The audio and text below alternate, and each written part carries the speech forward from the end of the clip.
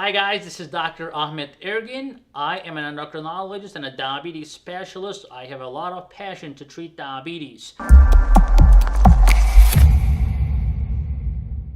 Again, today we are talking about how to correct your blood sugars when they are high very quickly.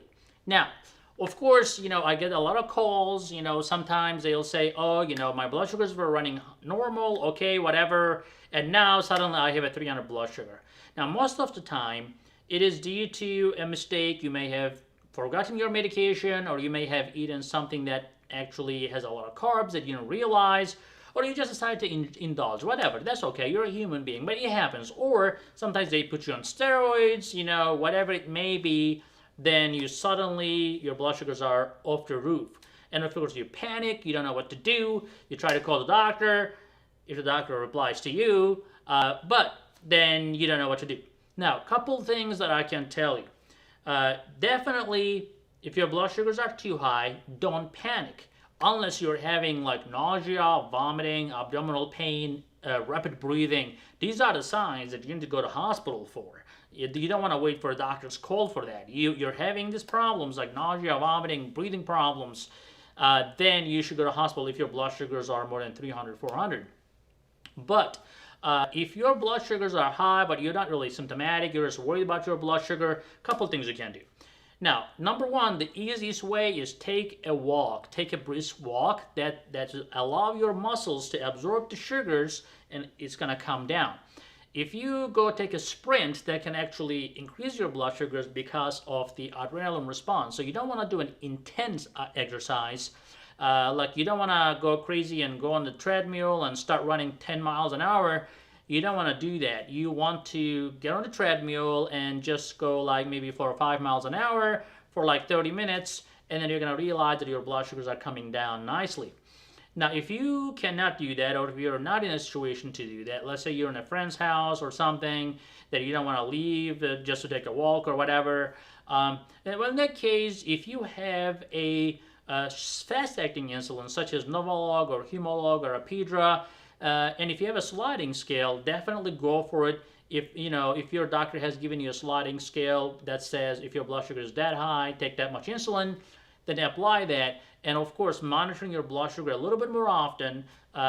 Say you take an extra shot of insulin to bring the blood sugar down, then you should check it again in 2 to 3 hours to make sure it's coming down. If it keeps rising and you're giving insulin, that means that you have a problem and you really need to talk to your doctor at that point, or if you're getting symptoms.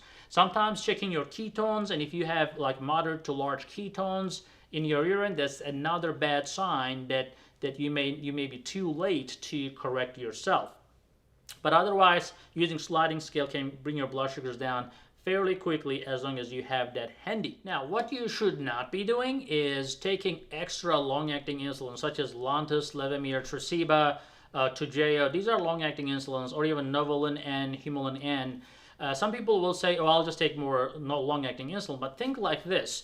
Long-acting insulins are like 18-wheeler trucks. It's like trying to say, oh, well, I have to go from, say, Florida to California, and I'll go get an 18-wheeler. That's not a great idea, right? So you have a long way to go, and you don't want to go with a slow truck.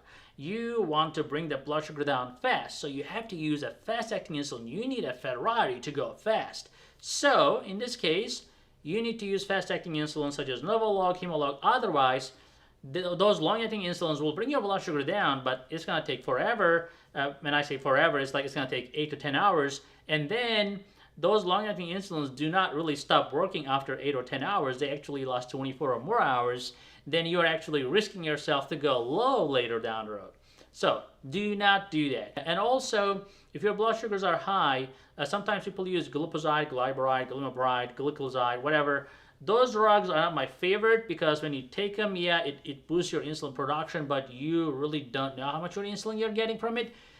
You can take an extra dose of that medication, but you have to carefully monitor your blood sugar a little bit more often, at least every 3 to 5 hours. And then if your blood sugars are going too low, then you need to do something about that, which we have a video about that as well, how to correct blood sugar when they're low correctly. So I hope that video was helpful. Please subscribe, please give a thumbs up, and we'll see you in the next video.